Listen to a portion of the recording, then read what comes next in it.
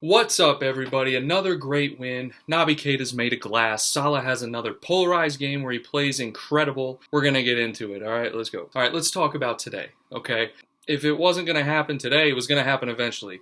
Naby Keita injured in warm-ups, okay? The guy is made of glass. I swear to God. I don't understand. It always seems like every time we have one player who starts to do well. Look at Chamberlain last year, right? Or 2 years ago, excuse me. Then you have Naby this year. They always get injured. I don't know what it is. I don't know if it's the training style. I don't know if it's these guys are just literally made of glass or I don't know. I don't know what it is. Good game overall. Salah had a good game. Next game he'll probably suck. But what I've come to realize with Salah is that at the end of the day, the man is good in the final third, whether it comes to passing with the assist to Mane or if it's just taking a touch and finishing, like the cross from Robertson. Great goal, by the way. Good pass by Virgil van Dijk. I don't know. It's just unbelievable. I don't know what it is about Salah, but he just pisses me off. But anyways, going through, Henderson had a good game. You look at Van Dijk and Gomez, excellent. Gomez, I think he made one mistake, but Van Dijk can get forward. Right? You see Van Dijk going and attacking, and Klopp's probably telling him, get forward, and then he's just jogging back. The guy's incredible. I love the guy. Trent and Robertson just having a field day, passing the ball, crossing the field, back and forth. Even them, they're saying like they're just seeing how many times they could do it. I wouldn't be surprised because they go at it on Twitter. Getting into the front three, Bobby had an off game, all right? But I don't want anyone talking smack about my boy Bobby. Everyone has off games. Mane, incredible. Got the goal. I don't care if it was saved and then he just tapped it in. It was a good run, good feed to Salah, and then Salah with a good assist as well. Henderson, solid game. I think he's the smartest player on that entire field. No questions asked. Back four, talked about. Wijnaldum, can't say enough good things about Wijnaldum. He doesn't lose the ball, I feel like. I think he may have lost it once. But if the ball's at his feet, you're not going to get the ball back. And I kind of feel the same way about Firmino, but like I said, he had an off game. Match stats. All right, let's go head-to-head with our boys. Possession was absolutely ridiculous. We killed them. 74.8% possession for us, 25.2% for Sheffield. Shots on target, we had 7. They had 2. All right, touches. We had 1,100 touches. They had 471. Passes, 969, and 326 for them. Tackles. They had 14 tackles. We only had 6. I thought that was a little weird. But clearances, they had 29 clearances, bro.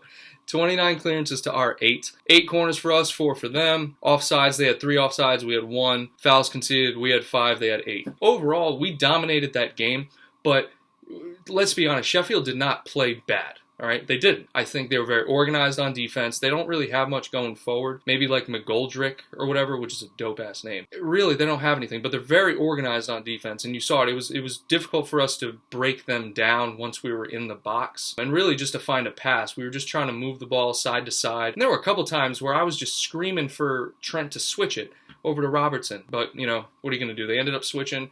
Win the game 2-0. And just a reminder to everyone out there, Liverpool haven't lost. When did they lose? I can't remember the last time they lost. And with my luck, they're going to lose next week. But I just don't see it happening. This team is absolutely unbelievable. So, goals go to Salah, goals go to Mane, Robertson with the assist. Let's talk about Virgil van Dijk putting that ball forward. I've noticed ever since Van Dijk came in, and especially this season, we saw it a little bit last season as well, but in addition to the fullbacks putting the ball into the box, we have our center backs playing the ball forward over the top. If we can't break down the defense, that's what we're doing. Especially if we're playing a team that's going to play a low block, they're going to put a lot of people behind the ball in an attempt to defend. That's exactly what we're going to do. We're going to play over the top. We did well, right? Virgil is an absolute legend. He can play in any position he wants, okay? He made that forward run. I can't get over that. You can't blame him. I mean, if you're on a run and you're having a nice little 1-2 with Mane or Genie or Firmino, whoever it was, I would just keep going into the box. But then you got to jog, you got to get back on defense. That's fine. Going back into the stats a little bit, looking over at the table, Liverpool top of the league, okay, with a game in hand on both Leicester, Man City, Chelsea. I think everyone. Literally everyone. Yeah, everyone. So we played 20. I'm going to say this out loud so everyone can kind of understand what I'm saying. 19 wins, 1 draw, no losses. 49 goals for, 14 against. All right? It's a 35 goal difference with 58 points It's January 2nd.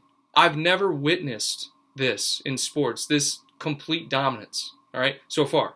Let's not jinx it. We are 13 points ahead of Leicester, and then 14 points ahead of Man City.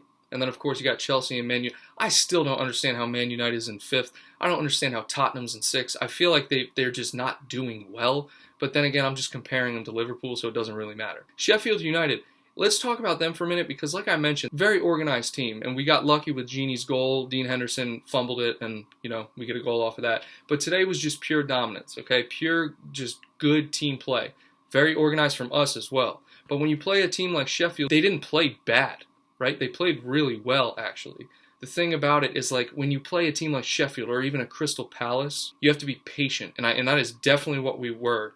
Once we got that first goal, we were super patient. We were just tapping the ball around. We didn't want to lose possession. And that goes back to what I was talking about before. We had, 75% possession or something like that. That's ridiculous. That's crazy. So they weren't concerned about getting the ball at all. They had a few chances, all right? They had a few chances, but nothing really that worried me too much. I'm really trying to think. I can't think of anything. So upcoming Premier League games, we got Spurs on the 11th, and I'm pretty sure that's at Tottenham Hotspur Stadium. Okay, Spurs, like I said, they're in 6th. I'm not worried at all. Mourinho, we've beaten him before. We've also drawn. We've also lost.